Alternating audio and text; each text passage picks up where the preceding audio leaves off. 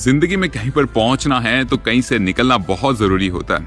ये लाइन, ये सेंटेंस बहुत फुलफिल होता है जब आप जिंदगी में कहीं ना कहीं आगे बढ़ रहे होते हैं। चाहे अपने गोल्स में हो, चाहे अपनी एज में हो, या चाहे स्किल बनाने में हो, या चाहे एंटरप्रेन्योरशिप में हो, या अपना स्टार्टअप ओपन कर रहे हो, और चाहे एजुकेशन ही क्यों ना हो।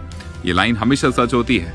आप जिंदगी में जैसे आगे बढ़ेंगे और अपनी जिंदगी को थोड़ा पीछे मुड़ के देखेंगे तो आपको लगेगा आप शायद वैसे नहीं हैं जैसे शायद पहले थे। चाहे उतने दोस्त हो, चाहे उतने रिलेशनशिप या उतने अपने रिश्तों को टाइम देने की बात हो, आप नहीं कर पाएंगे।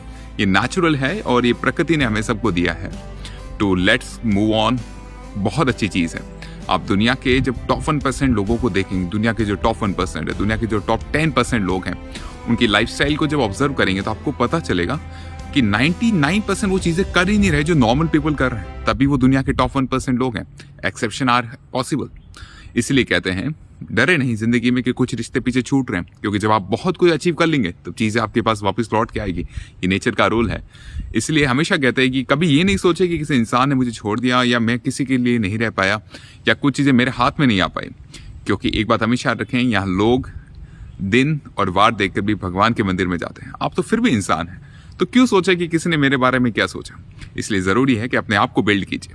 B honestly, be loyalty is very important. इसलिए हमेशा एक सेंटेंस याद रखिएगा कि किसी के प्रति आप लॉयल स्टार्टिंग में बने ना बने, पर एक चीज हमेशा फॉलो करें, उस चीज को ऑनेस्टी से करें और उसको जो एक्यूरेसी के साथ करें, और थर्ड से मतलब कंसिस्टेंसी के साथ करें। बिकॉज लॉयलिटी इसके साथ अपने आप आ जाएगी और आप अपने आप को ग्रो कर पाएंगे। Thank you so much.